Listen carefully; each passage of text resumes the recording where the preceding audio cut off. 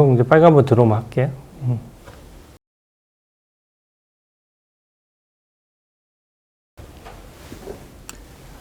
안녕하십니까. 해운대갑 주진우 의원입니다. 오늘은 이재명 대표 사법리스크 2탄 위증교사에 대해서 분석해 보겠습니다. 위증교사 사건을 알려면요, 위증교사의 배경부터 아셔야 합니다. 2002년도에 김병량 당시 성남시장이 붕당 파크뷰 의혹에 휘말린 일이 있었습니다. 당시 이재명 대표는 변호사 시절이었는데요. KBS PD에게 검사를 사칭해서 김병량 시장에게 전화를 걸어서 질문을 하도록 시켰습니다. 당시 이재명 대표는 김병량 시장이랑 성남시장을 놓고 경쟁하던 관계였거든요. 그래서 KBS 보도에 나게 해서 김병량 시장에게 타격을 주려고 한 것입니다. 근데 검사라고 해야 이제 김병량 시장이 답을 할 것 같으니까 검사 사칭을 하게 된 것이죠. 이 사건으로 이재명 변호사는 공무원 자격 사칭죄로 처벌받았고 확정까지 됐습니다. 그리고 이 사건은 다시 2018년도 경기도지사 선거에서 불거지게 됩니다. 경기도지사 선거 토론회를 하는데 이재명 대표에게 또 그런 관련 질문이 가게 되자 이재명 대표는 검사 사칭 그거 제가 한 게 아니고 KBS PD가 검사를 사칭하는데 옆에서 인터뷰를 하다가 누명을 쓴 것이다. 자기는 관여 안 했다는 식으로 또 허위 해명을 하게 됩니다. 이게 유죄까지 확정된 판결을 부정하는 내용으로 해명을 하다 보니까 검찰은 경기도지사 선거가 끝나자마자 수사를 거쳐서 이 부분을 허위사실 공표로 재판에 회부했습니다. 그러자 이재명 대표는 재판에서 다시 이런 주장을 펴니다.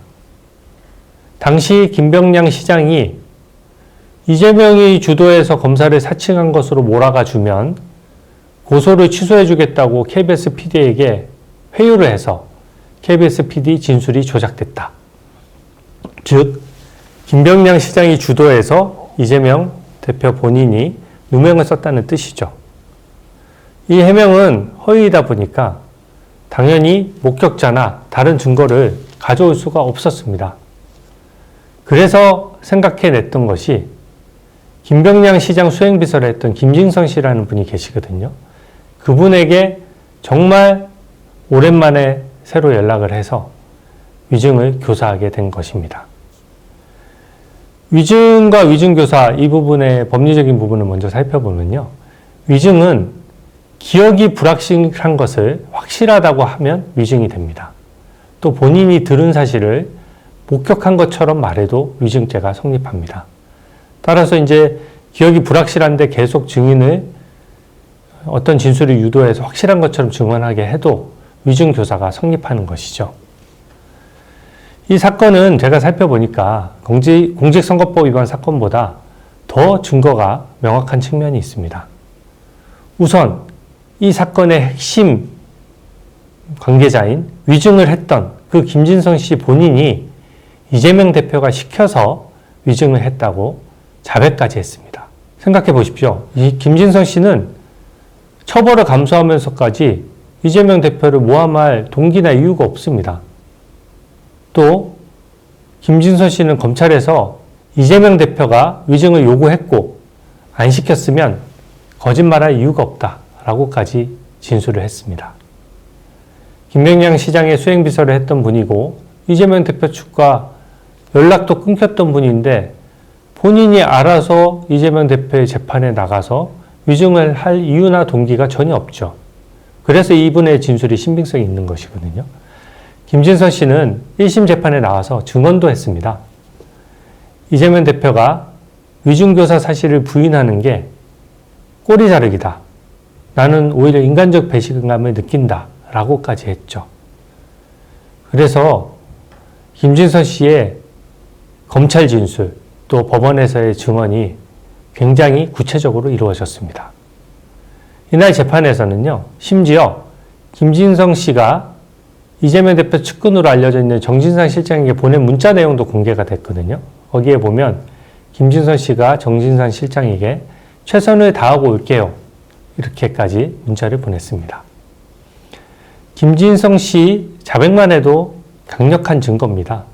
근데 여기에 덧붙여서 위증을 교사하는 장면이 녹취가 되어 있습니다. 김진선 씨는 이재명 경기도지사로부터 연락을 받으니까 높은 사람한테 연락을 받으니까 이제 나중에 혹시 대화 내용을 또 물어보기 뭐하니까 이제 기억을 상기하기 위해서 녹음을 했던 것이죠. 이런 녹취 내용이 있다 보니까 공소장이 다른 공소장과 달리 제가 보니까 굉장히 자세하게 쓰여 있습니다. 어떻게 보면 공소사실 입증에 좀 자신이 있는 것이죠. 녹음 파일이 있으니까. 그래서 공소장을 보면 김진성 씨에게 위증을 교사한 과정이 아주 적나라하게 묘사가 되어 있거든요.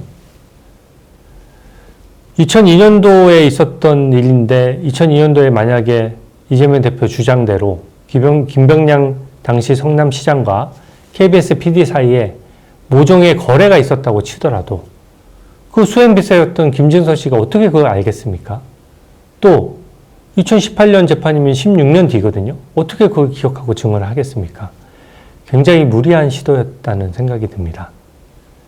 근데 당시 그 재판 당시에는 김병량 시장이 이미 사망해서 뭐라고 할 사람도 없으니까 16년 뒤 재판에 김진선 씨를 불러내서 위증을 시키려고 한 것 같은데 이게 고스란히 녹음이 되면서 이재명 대표 입장에서는 화근이 된 것입니다. 공소장을 보면 먼저 이재명 대표가 제3자를 통해서 김진선 씨에게 연락을 했습니다. 그래서 먼저 전화하기 좀 어색하니까 먼저 떠본 것이죠. 그때 김진선 씨는 기억이 안 난다고 했습니다. 2018년 12월 22일에는 이재명 대표가 이제 직접 김진선 씨와 통화를 합니다. 이 이제 통화 내용 중에 일부가 공개되어 있기도 하죠. 그 통화 내용도 잘 보시면은요, 김진선 씨의 첫 반응은 기억이 안 난다는 것이었습니다. 그러니까 이재명 대표가 사안을 막 설명하면서 결국에는 텔레그램으로 이재명 대표 본인의 변론 요지서를 김진선 씨에게 보냅니다. 재판에서 이런 내용으로 변론하고 있으니까 그것에 맞춰서 증언을 해달라는 뜻으로 해석이 될 수 있는 장면이죠. 2018년 12월 24일에는 이재명 대표가 또 답답했든지 김진선 씨와 또 통화를 하는 것으로 공소장에 기재되어 있습니다. 그때에도 이재명 대표가 기억하세요 혹시? 라고 물어봅니다. 그러자 김진선 씨가 모르겠다라고 답변합니다. 계속 김진선 씨는 잘 기억이 안 나는 것이죠. 예. 없었던 일로, 제가 봤을 때는 없었던 일로 보여지거든요. 그러니까 아예 기억이 안 난다라고 계속 얘기를 하는 것이죠. 제가 봤을 때 결정적인 장면이 하나 더 나옵니다. 김진선 씨가 이재명 대표와 통화를 할 때 뭐라고 얘기를 하냐면요. 이재명 대표에게 저 애매한 게 그때는 제가 밖에 나와 있어서 선거를 위해서 먼저 나왔거든요. 먼저 나와서 일정이 애매할 수 있을 거예요. 라고 말합니다. 이게 무슨 말이냐면 자신은 김병량 시장 선거를 돕기 위해서 먼저 나와 있기 때문에 그 시기에는 김병량 시장을 수행하지 않던 때이다. 그렇기 때문에 김병량 씨 관련 내용을 증언하는 게 부자연스럽지 않겠는가라고 걱정을 하는 것입니다. 그러니까 어떻게 보면 좀 증언하고 싶지 않아서 김진선 씨는 발을 빼는 것이죠. 내가 김병량 씨 옆에 없었는데 어떻게 그런 내용을 알겠느냐 이런 뜻입니다. 그러자 이재명 대표가 그런 얘기를 들었다고 해주면 되지 뭐 라고 말했다고 공소장에 기재되어 있습니다. 그런 얘기를 들었다고 해주면 된다. 이게 어떻게 보면 위증교사로 해석될 수 있는 결정적인 부분이거든요. 기억 안 난다고 하는 사람한테 또 그 옆에 없었다고까지 하는 사람한테 이거는 그냥 네가 들은 것으로 해주면 되는 거 아니냐 이렇게 얘기를 하는 것입니다. 수행을 하지 않았어도 들은 것으로 증언해주면 된다는 뜻으로 읽힙니다. 결국 김진선 씨는 이재명 대표가 보내준 변론 요지서를 토대로 진술서를 작성했고요.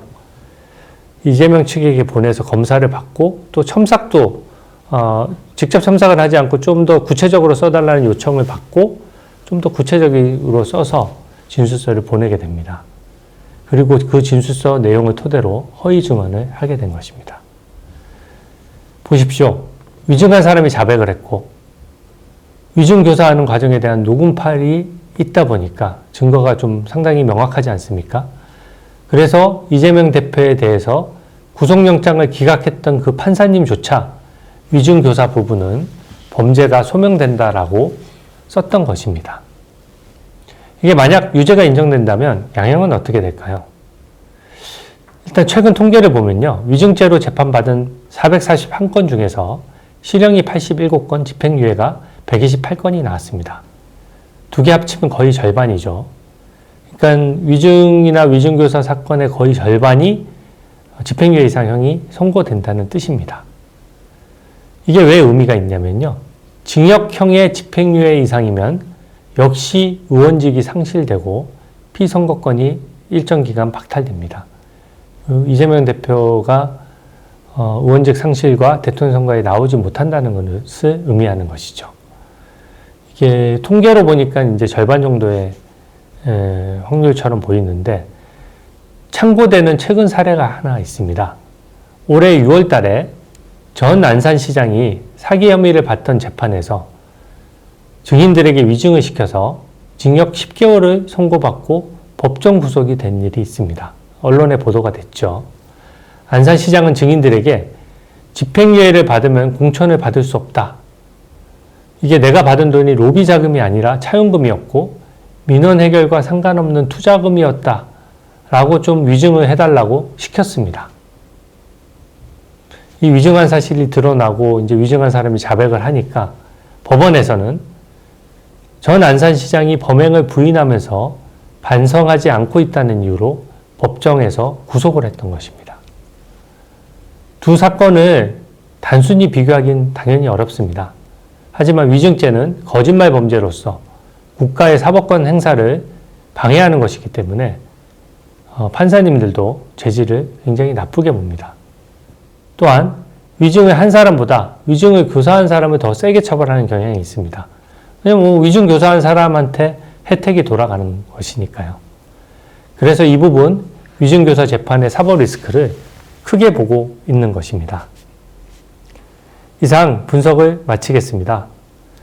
다음 컨텐츠는 제가 아직 정하지 못했는데 댓글을 남겨주시면 그걸 참고해서 어떤 컨텐츠로 해설을 해드릴지 정하도록 하겠습니다. 예, 경청해 주셔서 감사합니다.